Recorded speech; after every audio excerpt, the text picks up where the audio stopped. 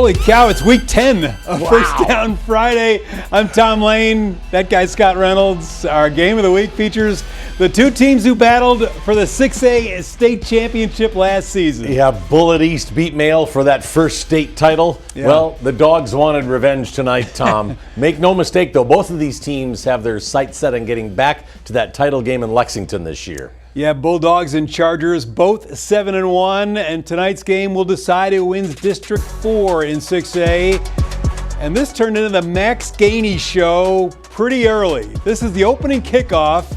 Bouncing ball, goes to his left, gets bottled up, still on his feet, cuts back to his right, and he's got room to run. Clear sailing, couple of blocks along the way, 72-yard touchdown, and a 7-0 lead. Coulter Smith says, well, let's give it to that guy again. Gainey, right side.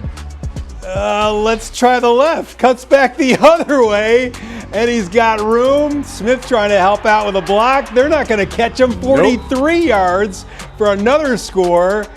And then to close out his half, Gainey goes high to catch this TD pass from Smith.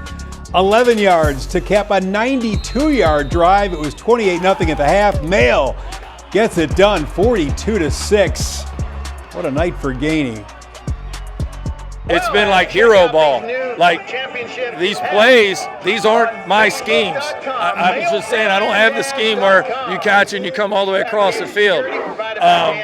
So he's just an unbelievable playmaker. Everybody coming out to see us, and my family and friends being here, it's cool to be able to show them what my team can do and what I can do.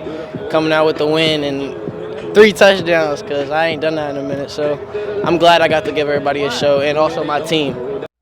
Yeah, what a show. He's a star. He is. He's a great kid, too. Yeah, staying in 6A, Trinity sits atop District 5 at 2-0. Shamrocks already took care of Ballard in District play to hold the Bruins off. Yeah, and tonight Oldham County comes to Marshall Stadium, a game behind the Rocks, hoping to force a tie for first. Yeah. Trinity has won 4 straight games, hoping to stretch that to 5 games to end this regular season. This is from our WDRB+ stream, as we do for every Rocks home game, and the home team gets it going early. Clinton Sansbury had a pair of 1-yard touchdown runs to close out drives 14-0. Oldham County then, well, they were going to punt it, but it's bobbled near their own goal line. Trinity gets a tackle at the Colonel 2, and that's where the next drive started.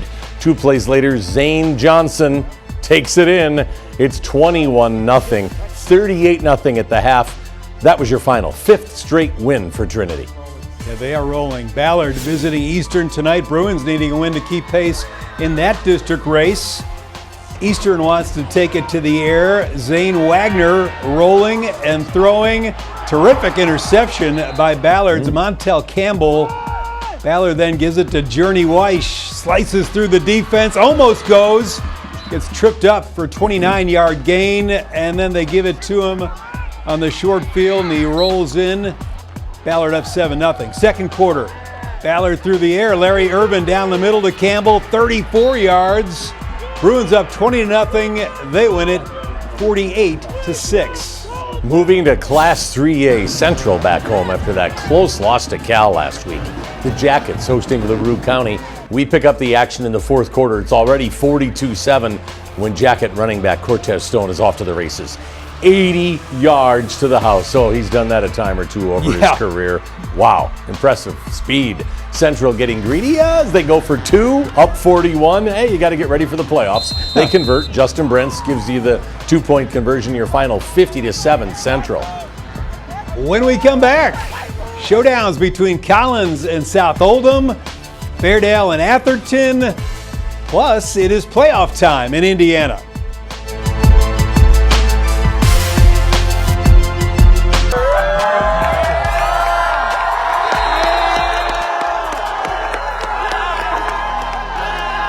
I mean, it was great on the field. I told Kay, I said, just stand with the ball. Then, boom, and here we go, touchdown.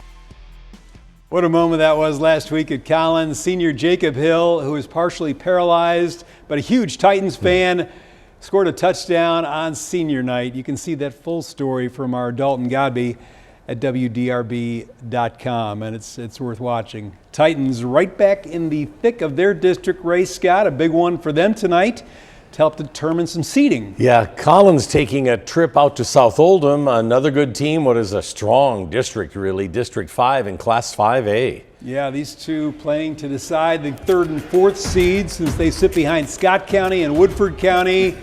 Freshman Cade Gooden running the show for the Titans. They rolled 74 yards in their opening drive. Gooden with the last 4, and thank you, Cade, for not running me over there. And he is a good one. Good in basketball as well. South Oldham had a drive going, but Antoine Delaney ended it by stopping Nick Hamilton on this 4th down keeper. Dragons got it back, tied the game midway through the 2nd quarter. Hamilton to Jacob Acevedo for 16 yards to the 1. Then Acevedo goes in on the next play. It was 7-7 at halftime. Collins stopped a late 2-point conversion attempt. They get the win, 21-20 over South Oldham. And we stay in 5A, but we go to a battle for first place. This is out in District 3. Atherton hosting Fairdale tonight. The Ravens will want some revenge. Yeah, the Bulldogs saw their season come to an end of the playoffs at the hands of Atherton, who pitched a 22-0 shutout in the 2nd round last year. Yep.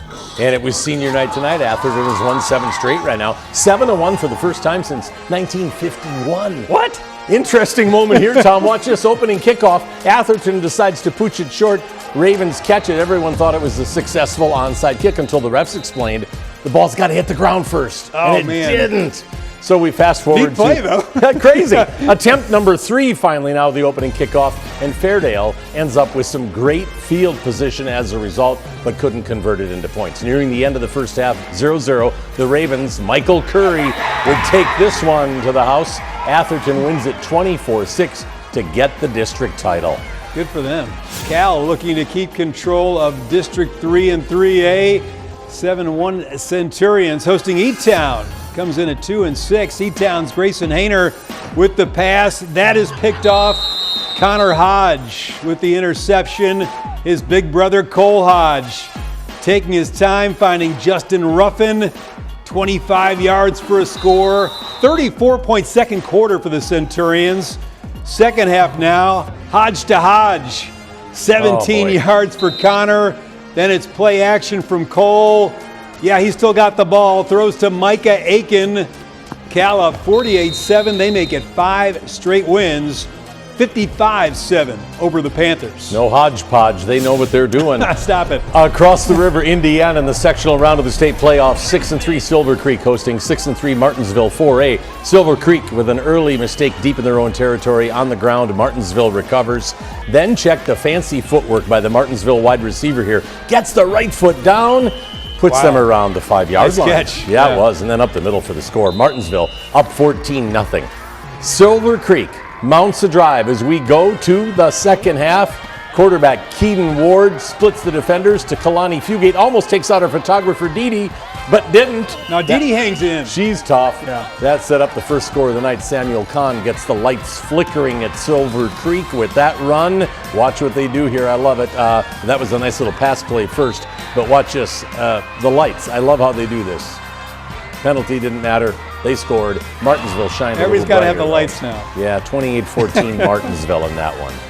Nobody's more excited to shoot high school football than Dee, I can tell you that. She loves it. Yeah, other Indiana playoff matchups. Going to 3A, sectional 32, North Harrison at home against Scottsburg. And it's Scottsburg getting the win, 13-0. Charlestown went out to Heritage Hills. Pirates season ends with a 51-14 defeat. And Cordon Central making a trip to Southridge. Southridge cruises to a 49-12 victory. And then in 2A, Clarksville at home tonight, taking on Triton Central. The Generals see their season end. It was a 41-6 loss. In Class A, Providence storming into Eastern Green at 9-0, and the Pioneers remain undefeated, advancing to the next round easily, 49-22. Yeah, Providence may keep playing for a while, I think, over in Indiana. And we're seeing the big 3 emerge again in 6A in Kentucky, aren't we? Mayo looking great. Yeah. Trinity and St. X are rolling right now as well. They appear to be the teams to beat once more Male still has a big one left in the regular season, though, don't they? Is that Manual? Is that who they I think call that it? could be. Crimson? Yeah. Yeah. All right. They played that one a lot. They do. It's a great one. Goes back like long as almost anything in the country.